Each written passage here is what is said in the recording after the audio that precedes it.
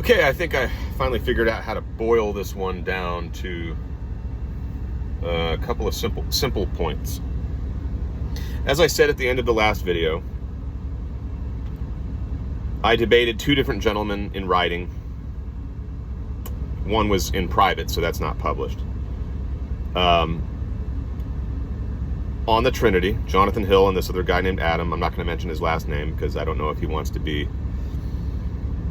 publicized here. I can go back and look, but I am 99.9% certain that he argued for an identification of the hypostasis and the property. So in other words, the property of being begotten is simply the Son.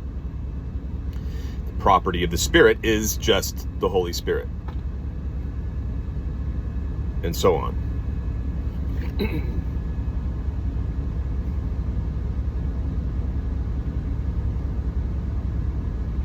The problem is, if we do that, I don't see how you can argue that the person is more than the nature.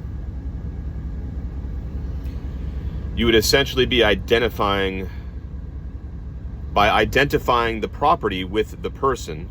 You are at the same time identifying the hypostasis or person with the nature.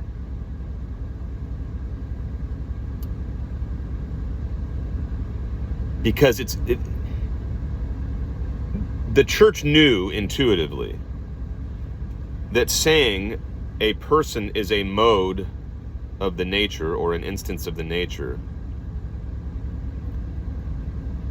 wasn't enough to guard against the idea that the person was actually identical with the nature.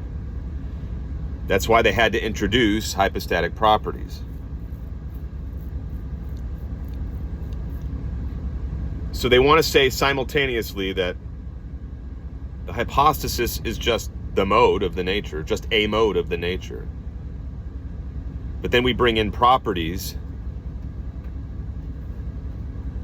that have nothing to do with the nature at all. They are not of the nature because each of the properties is unique to each of the individual persons and are not shared, or is not shared by all three of the persons. So spiration is not shared by the Father, the Son, and the Holy Spirit. It belongs only to the Holy Spirit. Begottenness or generation belongs only to the Son, not to all three persons.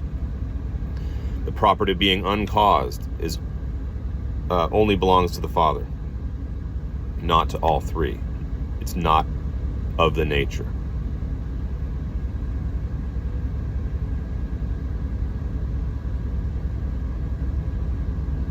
So, while I think that in Adam's case, identifying the person with its mode of being or mode of origination or hypostatic property doesn't allow him to consistently affirm that a person is more than nature, though I think that causes him to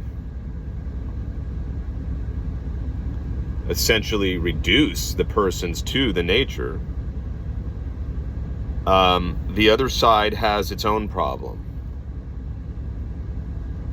It literally has introduced a fourth thing into the Trinity. You know, in all my discussions and interactions and readings of the Fathers or interactions with people alive today, who I consider to be knowledgeable about these things, whether reading them in books or interacting with them on blogs or Facebook or wherever. I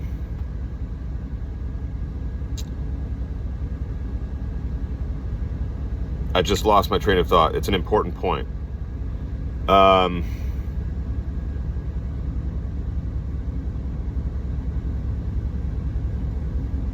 While they would say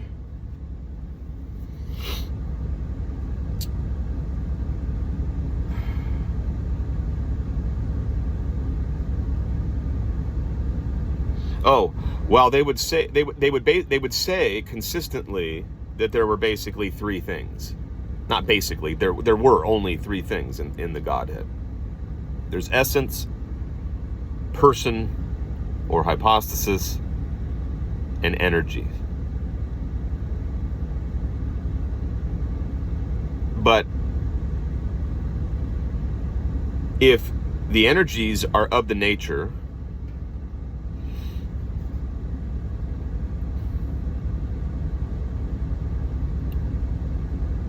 without being identical with it, and if hypostases are more than energies, in the sense that not only are they just not identical with the nature, not only are they other than the nature, not only are they other than different from each other, just as the energies are,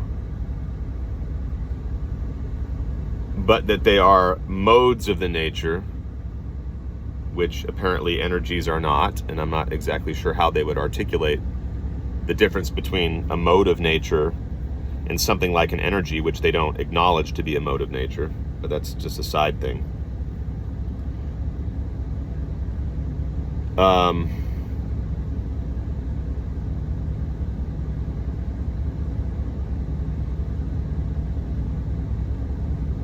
Now they have a hypostatic property, which is not the hypostasis, because it is not a mode of nature like the hypostasis proper is.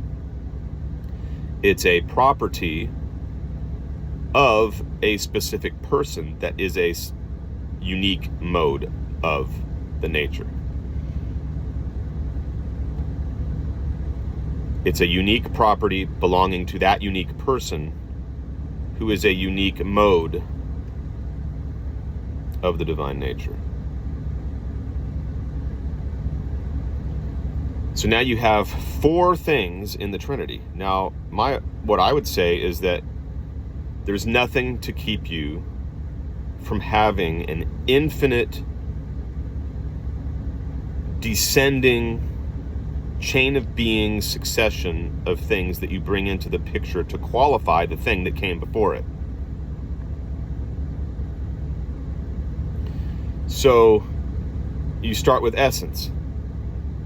Then you proceed to person and you say, a person isn't the essence, but it is the mode, it is a mode of the essence.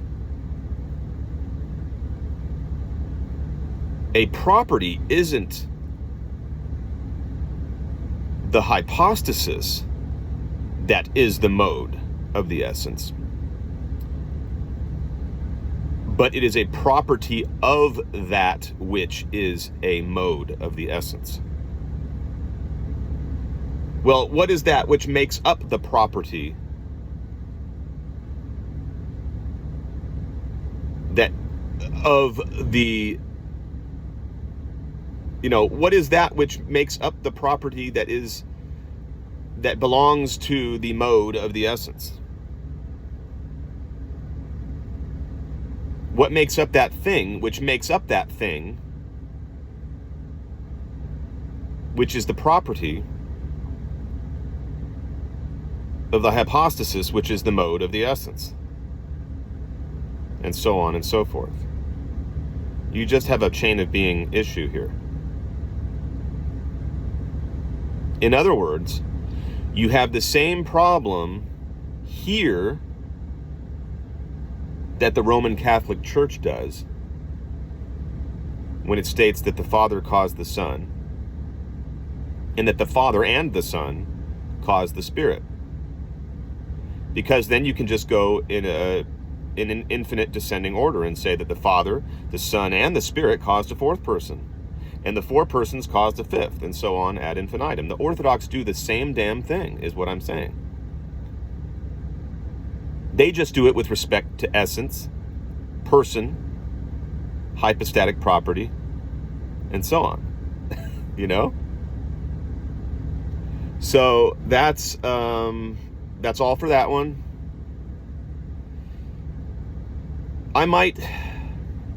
make up a number 7, which would be miscellaneous, because I think there's a couple things I left out that notes that I wanted to include here about some of these points.